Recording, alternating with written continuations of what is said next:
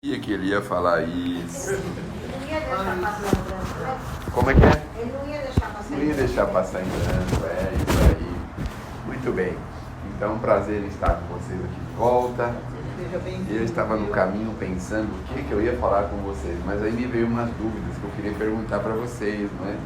E as dúvidas é a seguinte: o que será que uma pessoa que sai de casa domingo às 5, 6 horas da tarde, vem aqui na Casa Espírita, quer escutar? Qual será o objetivo dela? O que ela veio fazer aqui? Qual é a sua real intenção aqui, vindo até aqui, não é? Porque a gente pode falar sobre muitos temas, sobre muitas coisas, mas nem sempre a gente vai ter a certeza de estar levando aquilo que a pessoa muitas vezes precisa entender, precisa saber, precisa compreender. E essa é uma grande dúvida que a gente sempre tem. A gente está numa casa espírita, uma casa que se propõe a auxiliar o nosso corpinho físico, tem aí as formas que o Sr. Vinha faz magistralmente, e a gente está aqui em convívio com os espíritos. E a dúvida também é a seguinte: nós sabemos como se comportar como verdadeiros espíritas, ou nós estamos ainda meio engatinhando, meio tropeçando, meio querendo cair, meio querendo se segurar? Como que está essa situação, né? Porque a gente agora reconhece com a doutrina de 160 anos para cá que a doutrina dá umas informações muito profundas para a gente. A gente já tem noções muito claras do que nós estamos fazendo aqui, né? Por menos de doutrina que a gente conheça, a gente sabe que nós estamos aqui provisoriamente. Por menos de doutrina que a gente conheça, a gente sabe que estamos aqui sujeitos a leis que são absolutamente perfeitas. Por menos que a gente saiba o que estamos fazendo aqui, a gente sabe que nós estamos aqui pela primeira vez. Então são alguns pilares que a doutrina mostra para a gente, mas talvez seja importante a gente olhar para dentro da gente e procurar sentir o que é que nós realmente estamos querendo da vida. O que que nós pretendemos da vida? O que que nós temos de objetivos? O que que nós estamos fazendo na nossa vida? O que que nós estamos criando na nossa vida? Que tipo de circunstâncias nós estamos vivendo? Porque isso vai dizer muito sobre o nosso futuro. Os nossos benfeitores amigos costumam dizer para a gente que não é difícil a gente saber o que que nós vamos ser no futuro. Aqui a gente pensa que é fácil, né? Que é fácil, que é difícil. Na verdade, para os espíritos é fácil descobrir o que que nós vamos fazer no futuro. Eles dizem que o nosso futuro vai ser, nós vamos fazer o nosso futuro vai ser aquilo que nós fazemos nas horas vazias. O que são as horas vazias? As horas que nós temos de folga, as horas que nós não temos nada para fazer. O que nós fazemos nessas horas? Esse é o nosso futuro no mundo espiritual. É isso que nós vamos fazer lá. Então, a gente está se ocupando convenientemente aqui na Terra. O que nós estamos fazendo com o nosso tempo, por exemplo, né? Como que a gente se ocupa nas horas vazias? Qual é a nossa, assim, os nossos interesses nas horas vazias? Então isso é importante para a gente saber o que vai acontecer com a gente lá. Estamos usando álcool na hora vazia? Estamos em tempo ocioso? Estamos lá fazendo questão de ficar jogando na praça pública 2, 3, 4, 5, 6 horas? O que nós estamos fazendo?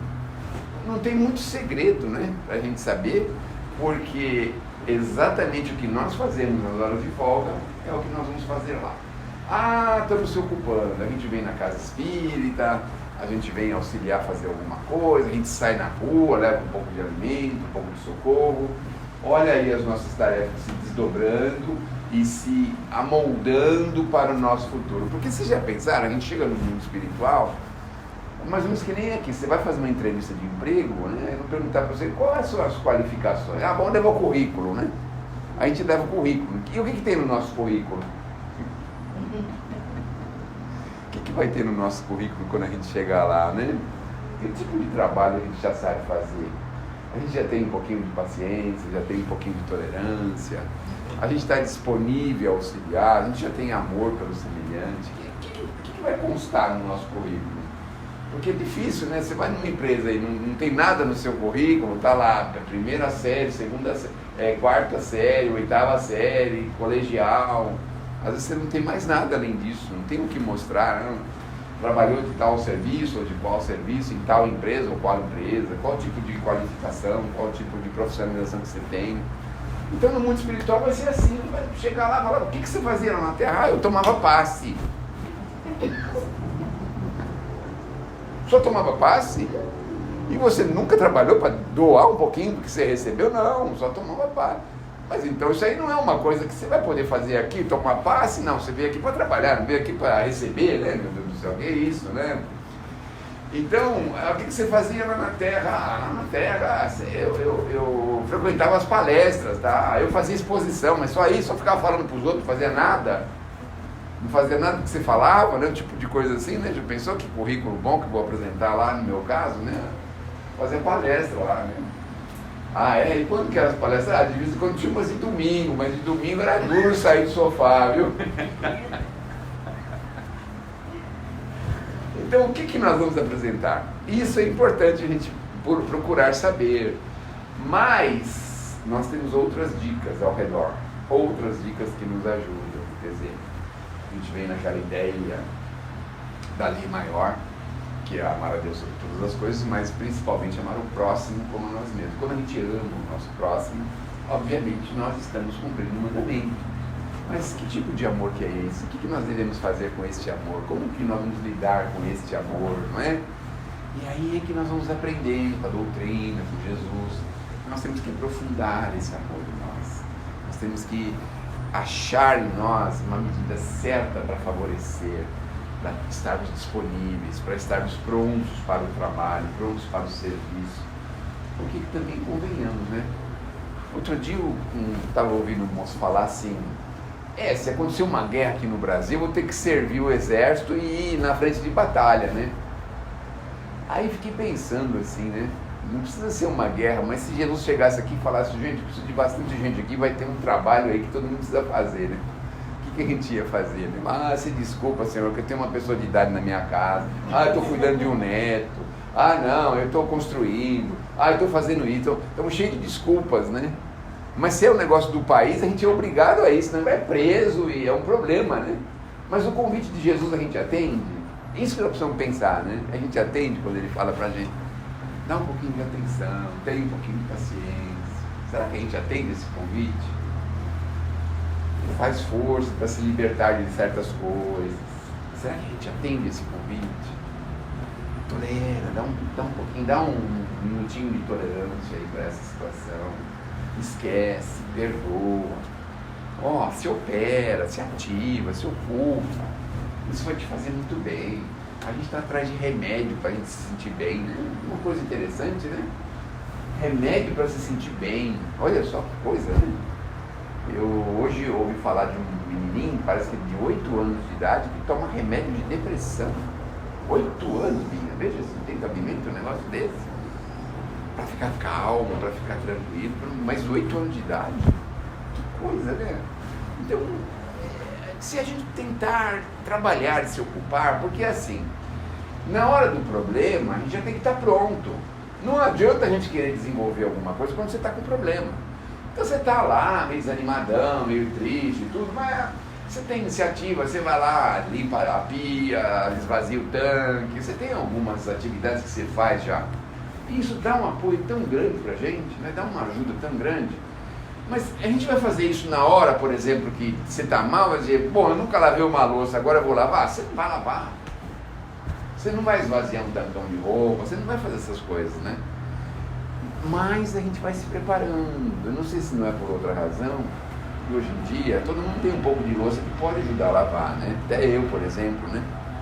Você vê que de vez em quando eu não entro pela cozinha, eu entro pela sala para dizer que eu não vi a louça, sabe? Assim, aquela desculpinha, né? Aquela desculpinha. Porque quando você vê um problema, uma coisa para corrigir, para consertar, não é a tarefa de mais ninguém, é sua, você que viu. Ah, mas o povo está o dia inteiro em casa, você viu, você percebeu o que precisa fazer, você vai lá e faz. A gente fica esperando que o outro faça. Não, amanhã a moça que trabalha aqui chega e faz. É nós que temos que fazer. É assim que é a iniciativa. Porque se já pensar num chamamento maior, a gente não vai atender de jeito nenhum. A gente vai atender um chamamento se estivermos alcoolizados, por exemplo? Eu vi um pastor falar um negócio interessante, sabe o que ele falou? Perguntaram para ele se era proibido beber na igreja dele. Aí ele falou assim, nossa, está fazendo umas perguntas, né? Aí ele falou assim, por exemplo, se você vai viajar de avião, quantas doses você acha que o piloto podia beber? 1, 2, 3, 4, 1? Quantas doses você acha que ele podia beber? Ah, não pode beber nenhuma. E se o homem for fazer uma operação, quantas cervejas você acha que ele podia fazer para ficar mais assim, mais ativo, mais uma cirurgia, né? Quantas bebidas ele podia tomar, né? De jeito nenhum, não pode tomar nenhuma. A gente como cristão, a gente tem que estar pronto para o trabalho, que pode surgir a qualquer momento, às vezes vem no telefone, agora nas redes modernas, né? Chega de repente, né? Puxa, eu preciso falar com a pessoa. Como é que você fala com a pessoa? Você está totalmente fora do eixo. Está totalmente... Ai, mas como é que eu vou falar com a pessoa totalmente fora do eixo? Não dá. Vem um outro tipo de trabalho, sei lá, alguém convoca você, olha, preciso fazer ir no médico amanhã, você pode ficar com a minha criança, ou pode vir até aqui, sei lá, preciso fazer uma viagem, pode trazer um alimento para os meus animaizinhos, umas coisas outras. Aí tem tarefinhas que podem não ser chamadas, não é? Aí chega o dia da distribuição aqui do trabalho, a gente, sabe, hoje eu não vou. Às vezes a gente usa um termo assim muito fácil de usar, eu não estou me sentindo muito bem, sabe assim? Fala, meu Deus do céu, você trabalha numa empresa, você chega lá e liga e fala, ó, não estou me sentindo muito bem, aí você tem motivo para faltar? Mas eu nunca trabalhei assim, mas não sei, é possível fazer isso? Não estou sentindo muito bem? Nem tu quer nem saber, você vem ou não vem, se você não vir, responde por isso. Dependendo do dia que for, perde 2, 3 dias, não é assim? Para o trabalho material a gente faz isso, agora para o trabalho do Cristo fala assim, ah não, hoje eu não estou muito bem, não acordei muito bem, né?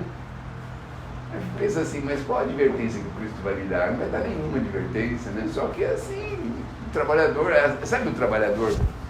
A pessoa que trabalha numa empresa, a pessoa que trabalha na empresa. Mas é assim, parece que ele trabalha bem forçado. Quando aparece alguma coisa para fazer, ninguém vai pedir nada para ele, porque tudo que ele faz é na base do empurrão.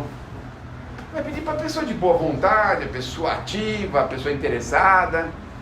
No trabalho do Cristo é a mesma coisa, velho. Bom, eu estou aqui, mas o Cristo não me convoca, mas também estou num cansaço hoje, não estou me sentindo muito bem. Como é que a gente vai ser convocado desse jeito para o trabalho? Não é? Então, tudo isso traz para a gente a necessidade de ocupar-se, de operar-se. Porque se nós não fizermos isso, o nosso currículo vai ficar vazio. E aí... currículo vazio é duro, né? Você pega, manda o currículo, aí você vai ver o currículo da pessoa e fala, meu Deus do céu, 3 semanas numa empresa, 1 mês e meio na outra, 1 ano na outra, 6 meses na outra. Tá cheio de emprego, mas tudo com 3 meses, 4 meses, 6 meses, não parou em lugar nenhum. As empresas são tudo ruins, né, por aí, porque a pessoa não consegue se fixar por causa das empresas que são ruins, não por causa dele, ele não é ruim, são as empresas que são ruins, né? Então, você fica pensando, meu Deus do céu, e agora, Senhor? Eu estou aqui, cheguei aqui e falo, bom, não tem problema nenhum, pode sentar aí e dar o seu currículo. Ah, mas, não, a gente põe um aparelhinho em você e puxa o seu currículo da sua caixa mental, aí puxa o currículo, o nosso currículo, vamos pegar as horas de trabalho dele, de ociosidade e tal. Tem uma mensagem do Chico que se chama A Ficha. Essa mensagem, a ficha, até se tiver um dia de oportunidade, eu vou trazer. Naquela caixinha é capaz até de ter. Se procurar alguma coisa boa ali, vai achar. Aí é uma história do João Mateus. Aí o João Mateus, ele está dormindo e ele tem um sonho. Aí ele começa a sonhar. Aí começa a sonhar assim, os pontos positivos dele, né? Aí quanto ele ganhou, quanto que ele tinha de fortuna, os bens que ele tinha, as coisas que ele tinha, tudo certinho, né? Muito bem. Aí, falando quanto tempo de palestra que ele tinha feito, quantos passos ele tinha tomado, quantas frequências ele tinha no caminho do trabalho religioso, falando tudo isso, né? No currículo dele. E aí ele foi observando, né? Por exemplo, assim, quanto deu na caridade. Aí na caridade apareceu alguns centavos. Quantas horas de trabalho ele tinha oferecido na casa que ele recebia tanta coisa, poucos minutos. Aí, quando eles foram puxar a ficha das coisas negativas, ele acordou, falou, meu Deus do céu, acordou, falou, não, eu tenho que mudar, eu tenho que melhorar essa minha ficha aí, está muito fraca a minha ficha, está muito fraca. Aí ele era um homem de muitas posses, tudo, né, tinha aposentado pelo INSS, trabalhado mais de 40 anos, sabe aquelas pessoas que aposentam, né? Então ganha muito dinheiro, aquela coisa toda, né?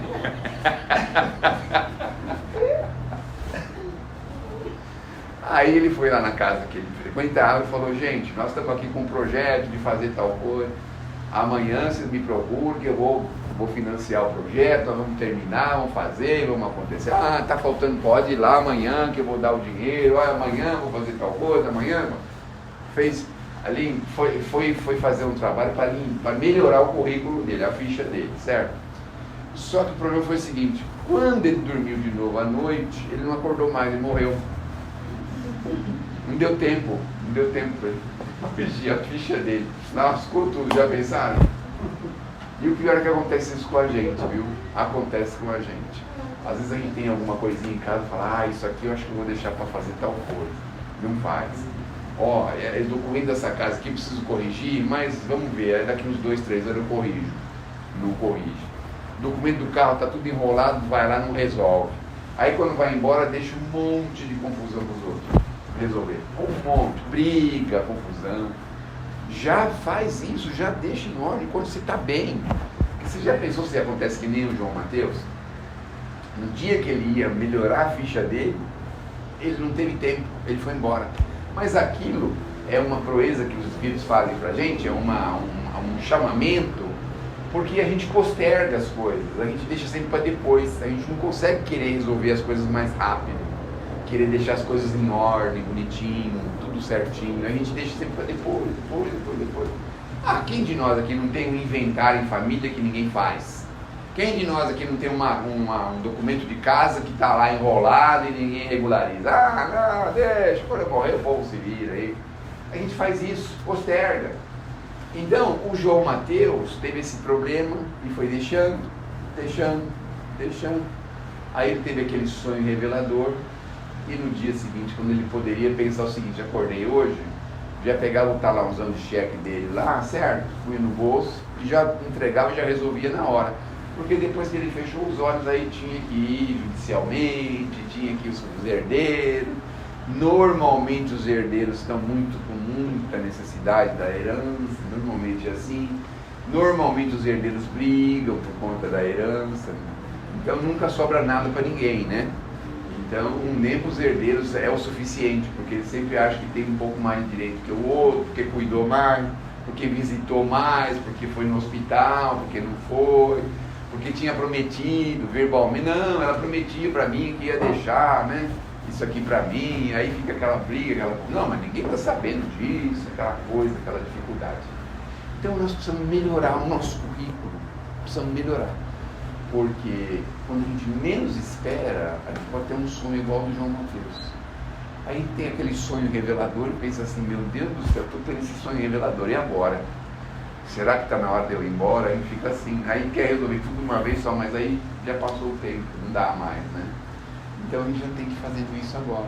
Então, ingressa numa fileira espírita, numa fileira de trabalho social, regaça um pouquinho a manga, favorece, dá um pouquinho de alegria, um pouquinho de paz, um pouquinho de tranquilidade. Para qual segmento você quiser, não precisa ser nesse ou naquele. Não gosto desse tipo de coisa. Faz outra, faz alguma coisa para favorecer, para beneficiar alguém. A gente precisa pensar assim no outro. Porque esse amar ao próximo como a nós mesmos, veja que interessante essa triangulação, né? Está colocando o próximo em primeiro lugar. A Deus e ao próximo como a nós mesmos. São três, triangulou, a Deus, ao próximo como a nós mesmos. Então, toda vez que a gente favorece o outro, nós estamos nos favorecendo, e obviamente essa triangulação é muito bem-vinda do outro lado. Porque os Espíritos dizem, a literatura está cheia, que se esses livros falassem aqui tudo ao mesmo tempo, ia ser um vozerio lascado, mostrando as dificuldades, os problemas, as questões que nós deixamos e depois vamos ver do outro lado, a coisa muito mais complicada. Olha, por exemplo, a reencarnação do Sigismundo, você já deve ter ouvido falar. Ele tinha tirado a vida de uma pessoa e depois precisou voltar para reencarnar. Mas e aí? Como é que a pessoa que teve a vida tirada ia ser o pai dele? Mas foi um sacrifício para a pessoa aceitar. E aí ele ficou, aquele sofrimento, aquela coisa terrível. O futuro pai dormia e achava que tinha gente atrás dele, obsessor atrás dele, gente assim, perigosa atrás dele. E na verdade não era, o Sigismundo atrás dele pedindo pelo amor de Deus para ele aceitar ele como pai. Mas foi uma luta tremenda para ele poder falar, ai meu Deus do céu, coração apertado. porque a pessoa tinha tirado a vida dele numa outra encarnação, um coração apertado para receber ele como filho. Então aqui nós temos dramas e mais dramas que a gente pode já ir resolvendo. Já pensaram se a gente puder um dia mostrar um pouquinho da nossa vida através de um livro? Vamos imaginar, né? Chega do outro lado da vida lá, a gente vai escrever alguma coisa e vamos escrever as coisas boas que nós fizemos. As coisinhas ruins, claro, a gente escorrega, cai, a terra ainda é sedutora, é perigosa, é complicada, mas as coisinhas boas que a gente já fez, poder deixar de exemplo. Então, a doutrina espírita é uma doutrina para poucas pessoas. 3% dos brasileiros são espíritas, 6 milhões de espíritas só existem. E olhe lá, existem muitos simpatizantes. Mas por que os simpatizantes não adotam a doutrina? Porque nós espíritas somos ainda vacilantes. A gente, sabe, não deixa claro a necessidade que nós temos de sermos melhores. Não deixamos claro para as pessoas o quanto nós estamos melhorando. A gente às vezes faz força para se esconder. E as pessoas ficam em dúvida, óbvio, gostam de ver aí as histórias, conhecer a literatura espírita, tudo, mas só ficam nessas adjacências. Nós é que cabe o nosso papel de dar o bom exemplo. Uma coisa que o Espírito Emmanuel fala muito claramente no livro Religião dos Espíritos, que está aqui, ó, esse aqui, ele fala que o espírita deve ser o nome muito claro da nossa instituição. Então não adianta escrever ali Casa de Caridade Caena, não adianta. Nós temos que escrever Casa Espírita, Centro Espírita, para as pessoas saberem o que isso aqui é exatamente. Ter certeza do que sai daqui. Claro que é uma responsabilidade nas nossas costas, porque tudo que a gente faz aqui, tudo que acontece aqui, as pessoas reputam como sendo os espíritas fazendo. É uma responsabilidade nossa, não é? Mas é isso que nós temos que mostrar para o mundo, que nós não temos medo de enfrentar o mundo, não temos medo de falar quem nós somos, não temos medo de mostrar a que nós viemos, porque nós estamos aqui justamente para as pessoas entenderem melhor Jesus. É justamente para isso, entender melhor Jesus, porque olha, 2000 anos e quanta coisa a gente não torceu de Jesus, quantas bobagens a gente não fez em nome de Jesus, crimes, assassinatos nós fizemos em nome de Jesus. Que ponto nós chegamos? Aí precisou vir a doutrina para falar para a gente assim, olha gente, nós temos que deixar claro para as pessoas o que é Jesus, quem é Jesus. A doutrina espírita veio para mostrar isso. Jesus é o nosso irmão maior, nosso mestre, nosso Senhor, é o nosso orientador, é o guia e modelo para nós espíritas. E nós espíritas temos a responsabilidade de andar como Jesus andou. Então, é um trabalho, é uma tarefa, é uma dificuldade, mas nós não podemos nos pensar que estamos livres dessa atividade, dessa tarefa. Precisamos fazer isso muito claramente também em família. Não é que nós vamos falar para as pessoas, amarrar as pessoas e trazer para a casa espírita, não é isso. Óbvio que não, né? A gente tem vontade, mas não é assim. Quando eu comecei na doutrina, mais ou menos, alguns aninhos atrás, mais ou menos, a gente pegava o livro dos Espíritos aí e saía lendo em voz alta para todo mundo na casa. Isso aqui para você, ó o que eu vou ler agora. Como que a gente fazia, né? No começo aquele entusiasmo, aquela coisa, mas devagarzinho aí as pessoas vão vendo quem você é, se você está se renovando, se melhorando, não é? Se aprimorando. Essa é a toada da doutrina, porque a pessoa vai falar, o cara era de um jeito, agora está de outro, olha só. Se acalmou, era tão irascível, irritadiço, nervoso, só tinha palavra de baixo calão na boca, só fazia piadinha do mau gosto, olha, está melhor, está renovado, convidando a gente para ir participar com ele numa tarefa social, qualquer uma que seja, ainda que seja lá no encontro de pizza, sei lá, qualquer coisa assim, né? Então vejam como que a gente vai mostrando devagarzinho, mas para isso nós temos que estar preparados. Então a gente vem aqui pensando que a gente vem só receber, mas a gente vem aqui para se aperfeiçoar, para levar lá para fora. Aqui é só uma base de treinamento, uma base de capacitação.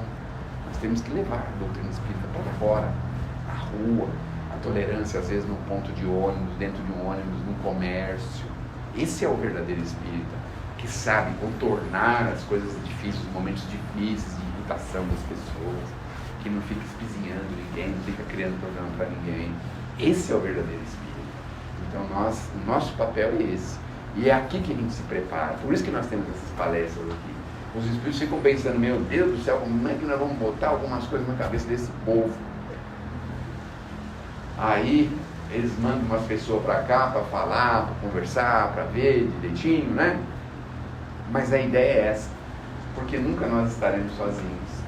Então eu vi uma vez uma colocação aí dos espíritos falando para a gente o seguinte, que a gente devia falar da doutrina, que mesmo se a gente não tivesse muita bagagem, os espíritos nos inspirariam a falar. Mas hoje eu vejo que não é o falar, né? O pregar, e de pregar. O pregar não é ficar falando palavras vazias, porque as pessoas estão cansadas de ouvir Jesus por palavras. Elas querem ver Jesus no exemplo. Então esse que é o exemplo, não é? Sabe aquele momento de tumulto em família, desencarna uma pessoa, todo mundo desesperado, gritando que nem um louco, saindo no meio da rua. Aí você é equilibrado, sereno, com calma. Gente, agora não tem o que fazer, vamos fazer o que tem que ser feito agora. Agora é a hora de pôr o pé no chão. A gente sente, lamenta, entristece, mas é hora de botar o pé no chão. Aquela hora da dificuldade maior, financeira, as pessoas estão lá financeiramente atrapalhadas. Então, a hora do equilíbrio. Será que nós não estamos gastando mais do que a gente recebe? Qual que é a média que nós recebemos? Nós temos que fazer sacrifício. Então, o equilíbrio. A hora da gente conversar, de sentar, de encontrar soluções. Então, o espírita, ele mostra esta situação de aqui, no trânsito, não é? Então, no trânsito, mesmo que faça aí qualquer coisa, a gente não vai sair do carro, sair gritando, xingando, querendo brigar com as pessoas. Não, é pensar, fazer uma oração de longe, se controlar. A gente fica com raiva, nervoso às vezes, mas a gente tenta se controlar o máximo que a gente puder e deixar passar, apagar aquilo lá e seguir em frente e ir embora. Então, o espírita tem essa responsabilidade de levar o Evangelho de Jesus não pelas palavras, mas pelas ações.